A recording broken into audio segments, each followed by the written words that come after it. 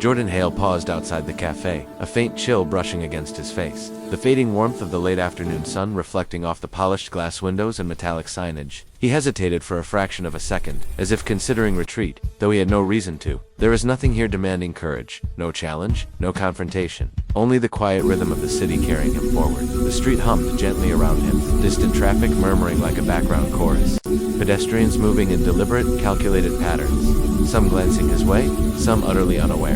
His hand reached for the door handle, cold metal pressing against his palm, and with a practiced motion, he pushed through the glass, hearing the soft chime above him signal his arrival. It was a subtle sound, delicate, almost polite in its intrusion, a tiny musical punctuation in the muted atmosphere of the room he entered. The interior was pristine, deliberately so, every surface reflecting careful attention, gleaming polished wood, smooth marble, mirrors angled just so to catch the white light. The furniture was understated, modern, the kind that suggested taste without effort. People seated at tables were quiet, focused on their drinks, their devices, their conversations. There was an air of refinement, a calm that bordered on deliberate stillness, as though the world outside could not penetrate this carefully constructed bubble. Jordan stepped in, adjusting his tailored suit, a habit as automatic as breathing, feeling the slight tug of the fabric at his shoulders, the way his silver watch caught the last streaks of sunlight filtering through the windows, every aspect of his appearance, the cut of his jacket, the shine of his shoes, the faint scent of cologne he carried, broadcast an intention, a story of time, of care, of control. Though he did not dwell on it, it was simply how he presented himself. The armor he wore, the shield that allowed him to move through spaces like this without discomfort, without vulnerability, without misstep. He scanned the cafe with a practiced indifference, eyes moving fluidly from table to table, noting the small details, the brief gestures of people lost in their own worlds, the subtle laughter that occasionally rose above the murmur, the quiet concentration of someone tapping on a laptop, the careful arrangement of napkins, cups, and plates. It was all familiar territory, territory he could navigate without effort. And yet today, there was a sense of displacement, a slight tension, a shadow of anticipation that he could not fully place. His assistant had sent him the name of the place. Simple, matter-of-fact, just an address and a time. And his friend Evan had insisted with his usual exuberance, just one blind date. Man, you need this. You'll thank me later. Jordan had rolled his eyes, not at Evan's enthusiasm, which was perpetual, but at the notion that he needed intervention, that he required a push toward something like this. He had agreed, not out of hope or desire, but because he did not like to say no, did not like to disappoint, did not like to leave things incomplete. And so, despite the flippancy with which he had accepted, he found himself stepping further inside, drawn by impulse, curiosity, or perhaps mere habit, into a world that was quiet, ordered, and luminous with late sunlight. It was then that his gaze caught her. She was seated at a small corner table, near a window where the fading golden light of the afternoon pooled like liquid, spilling gently across her features. There was something otherworldly in her presence, a calm that seemed unintentional, effortless, as though she belonged to a different rhythm of life entirely. Her posture was poised yet relaxed, hands resting in her lap, delicate fingers interlacing with quiet deliberation. Her hair, blonde, cascading in soft waves past her shoulders, caught the light in a way that made it shimmer subtly, almost imperceptibly, like threads of gold interwoven with sunbeam. She wore a simple white dress, elegant in its austerity, the fabric falling gently over her form, neither demanding attention nor hiding it, balancing grace with simplicity. Jordan felt his gaze linger, longer than he would have thought possible, as though some unconscious part of him recognized a shape, a shadow of familiarity that resisted immediate comprehension. When their eyes met, something flickered in his chest, brief, almost electric, a sensation that had no name, a recognition that had not yet formed into understanding. He walked toward her, a mixture of instinct and politeness guiding his steps, feeling the subtle pressure of the floor beneath his shoes, the quiet shuffle of movement around him fading into peripheral awareness. She rose slightly as he approached, a gesture soft and unassuming, a gentle acknowledgement of his presence, accompanied by a smile that seemed to contain both welcome and farewell simultaneously. Close enough now, her features became clearer, the delicate architecture of her face, the pale clarity of her blue-gray eyes, the faint shadow beneath her lashes, subtle expressions moving across her visage in a silent language. She did not reach out her hand to him, did not initiate the handshake or conventional greeting. Instead, her eyes held his, quietly, intimately, as though she were trying to communicate without words, bridging a distance that was more than the space between their bodies. "Jordan Hale?" she asked softly, a voice that was both near and distant, like a sound remembered from a dream. Her tone carried a certainty, a knowledge that had no need for confirmation, yet sought it nonetheless. He nodded, unable to find his voice immediately, caught between expectation and surprise. "Yes," he said at last. "And you must be." He stopped, sensing that any name would diminish the weight of the moment. She shook her head gently, letting a breath escape her lips, a quiet exhalation that seemed to draw something inward before releasing it, a tiny rhythm of presence that conveyed more than words could. Then, lifting her gaze to meet his once more, she stepped slightly closer, the movement barely perceptible, yet laden with significance, a gesture both simple and profound. Her voice dropped to a whisper, intimate and fragile, delicate enough that the sound seemed to float in the air between them. "I'm just here to say thank you and goodbye," she said, and the words landed in his mind like small stones dropped into still water, creating ripples that he could not immediately decipher, waves of surprise and something undefinable stirring within him. Jordan blinked, a reflexive pause, feeling his lips part slightly in surprise, caught between curiosity and uncertainty. He had not anticipated this, not a farewell before introduction, not a prelude that carried closure in the guise of presence. The cafe's quiet seemed to amplify the strangeness of it, the murmur of distant conversations receding until only the sound of subtle movements, the faint scrape of a chair, the near imperceptible ticking of a clock, remained. He studied her face, searching for meaning, for a hint of explanation, for any fragment that could anchor him in comprehension, yet she offered nothing beyond her serene, bittersweet smile, a gesture both luminous and impossible to decipher fully. Her hands remained folded delicately at her waist, calm in their repose, conveying composure while her eyes, pale and slightly weary, betrayed a careful rehearsal, a readiness for this encounter that seemed simultaneously casual and profoundly considered. "Wait," he said instinctively, voice caught somewhere between insistence and inquiry. "Do I know you?" There was no accusation in his tone, no expectation of a clear answer, only a raw, unfiltered attempt to engage, to find a foothold in this sudden, unanticipated convergence of moments. She did not respond directly. Instead, she made a small gesture toward the chair opposite her, a simple movement, quiet, almost reverent, as if inviting him to participate in something beyond ordinary comprehension. "Would you sit just for a minute?" she murmured, the words soft, weighted with unspoken meaning, leaving Jordan suspended between curiosity and uncertainty. He hesitated only briefly, the air around them thick with the quiet tension of unspoken histories and unrealized futures. Something in the tilt of her head, the slight curve of her lips, the gentle gravity of her presence compelled him to sit, and he did,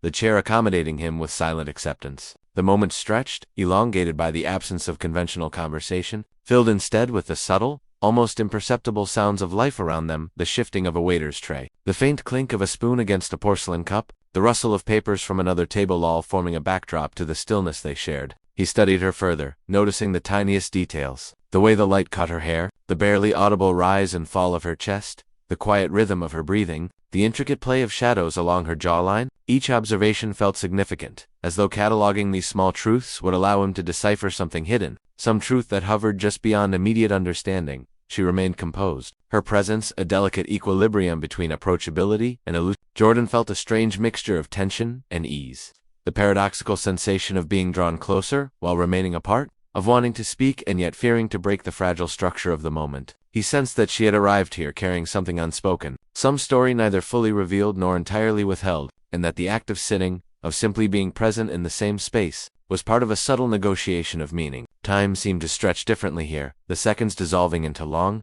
almost elastic moments.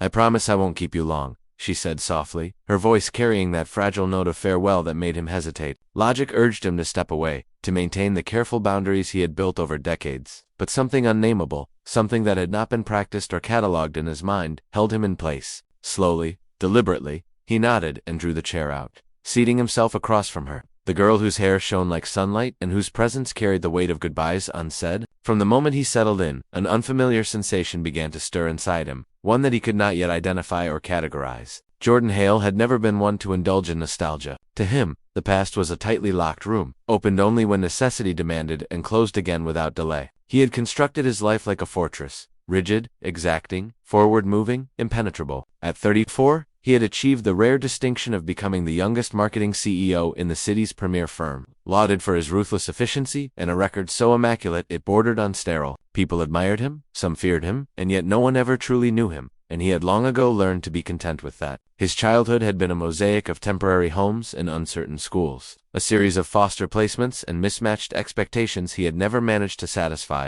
The only constants were the books he buried himself in, the quiet worlds they offered, where he could retreat and simply be, invisible yet present. In his final year of college, amid the grind of internships and late-night classes, he had joined a volunteer program at a local group home, reading 2 children once a week. It had not been passion that drove him, but a desire to fill hours, a checkmark on a list, a means to pass time. Across from him, Claire Bennett's eyes were fixed intently on him. Her heart thudded in her chest, betraying her calm exterior. Weeks of preparation, months even, had led to this encounter. She had first glimpsed him again in a newspaper article profiling rising young CEOs, his name sparking a memory deep within her, a recollection she had once questioned, doubted, perhaps imagined, until the photograph confirmed it. The same angular jaw, the same eyes that revealed nothing, the same man who had once read fairy tales to a little girl she had been under flickering library lights, a presence that had seemed inconsequential at the time but had lingered in her memory like a quiet promise. Finding him had been simpler than she anticipated, aided by a friend still working in social services who gently pulled strings, nudging meetings and coffees into alignment, all leading to this moment. She had not come seeking favors or reconciliation. She had come to express gratitude, because when the doctors informed her that the cancer was spreading, when she felt the future slip through her fingers like fine sand, she confronted a terrifying truth. She had spent her life largely unnoticed, remembered only by him. That single hour each week had been a lifeline, a reminder that she mattered, not for anything he said but for his consistency, his commitment, his keeping of a promise. However small, growing up in a world where people left without warning, where abandonment was a pattern, she understood the profound weight of someone who stayed, however briefly, and how such gestures become etched in memory forever. Claire had no family, her life revolving around her daughter, Maisie, a bright, curious 4-year-old with golden curls. Claire once despised in herself but now adored endlessly in her child. Maisie represented all of Claire's love, yet that devotion could not heal the malignancy that was steadily consuming her. She had made her peace, almost entirely, save for a lingering promise she had once made to a young boy in a group home. If you ever feel alone, just find me. Every word of that promise had been seared into her memory, and now, decades later, she had fulfilled it. Taking a measured breath, her fingers grazing the edge of the table, Claire let the silence hang thickly between them. Jordan sat across, a man unaccustomed to such encounters, unsure what to make of her presence, uncertain what this expression of gratitude might truly signify. "I'm sorry," she murmured, almost apologetically. "I know this must seem strange." He nodded carefully, wariness flickering in his gaze. "A little. Yeah," he admitted. Her smile was gentle but fleeting, her eyes drifting toward the window where late afternoon light filtered through thin curtains. "When I was 10, she began, voice steadying as she recounted her story, "I lived in a group home nearby. I was one of those kids quiet, unnoticed, invisible in the crowd. I didn't complain. I didn't draw attention. I just existed in the background, a small girl clutching a library card, waiting for something or someone to see me." Jordan listened, silent, his fingers tapping lightly against his coffee cup. A rhythm of restrained attention. Every Wednesday, a college student came to read to us. Most of the children ignored him. Some mocked him. But I waited. I waited for that hour because it was mine. Just for me. Her voice quavered slightly before she steadied herself. "It was you, Jordan." His brows knitted, recognition flickering faintly like a photograph, overexposed and dimmed. The memory was dim but unmistakable. A quiet blonde girl in the corner, observant, yet unobtrusive. He could not recall her name, but her eyes were unmistakable. She continued, voice soft yet unwavering. "You never truly knew me, but you came every week. You read fairy tales as if they mattered, as if I mattered. You kept your word when no one else ever did." She paused, drawing a deep breath. "A few months ago, I was diagnosed with late-stage cancer." The words landed abruptly, a sudden, incomprehensible blow. "They say I may have a year, maybe less." Silence followed, heavy and raw. As she folded her hands in her lap, shoulders tense, eyes glistening not with weakness but with an honesty so pure, it was almost painful. "When I received the news, my first reaction wasn't fear," she confessed. "It was emptiness. A realization that my life, my love, my efforts, would soon fade into memorylessness. That no one would remember me when I was gone. I had worked, I had cared, I had lived, and yet I felt invisible. And then I thought of you, of those Wednesdays, of how one person showing up could make me feel seen, could give me something to hold on to when everything else slipped away." She drew in a shaky breath, steadying herself further. "I am not here to make you feel guilty or to ask for anything. I only wanted to thank you, because you were the first person who made me feel as though I existed. Today, when you came, it reminded me that I still have worth, that I still matter."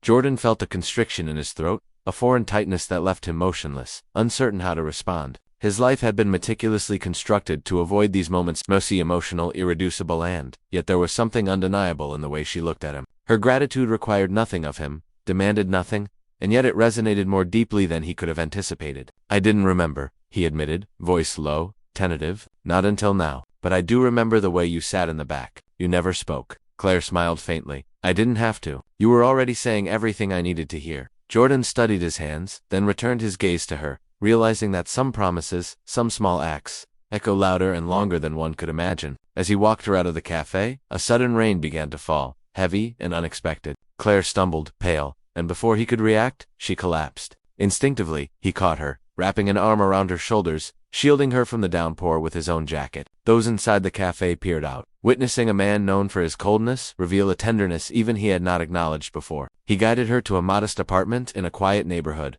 a small home imbued with warmth and the faint scent of vanilla. As he helped her onto the sofa, a small, excited voice called from the back room. "Mommy, are you home?" A little girl with curly blonde hair and sparkling blue eyes appeared, clutching a teddy bear nearly as big as herself, her dress a fluttering pink with floral patterns. Jordan bent slightly, voice uncharacteristically soft. "Hey there, your mom wasn't feeling well. She's resting now." The child, after a moment of consideration, offered her teddy bear. "You can stay, Mr. Stranger. Mommy says it's rude to leave someone alone in the rain."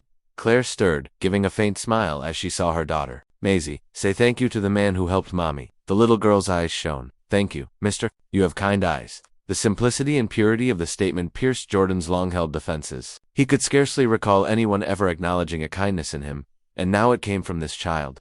The mirror of the gratitude once given by Claire herself so long ago, that same quiet recognition, that same reverent gaze, had compelled him to stay a few extra minutes all those years ago in the group home, and now it stirred anew within him, a natural instinct to protect, to nurture, to care. "I've never really been someone's anything," he reflected inwardly, "but maybe I can be someone who keeps this child safe." Later, when Claire stirred again, he gently poured water, placed a pill on a small dish, and asked Maisie to help deliver it. She did so eagerly, and he watched the gesture unfold with a quiet smile he had thought long lost. The following day, he returned bearing porridge and vitamins, planning a brief visit, only to have the door fling open to the joyous cry of the child, rushing to embrace him with abandon. "Mommy, he's back," she exclaimed.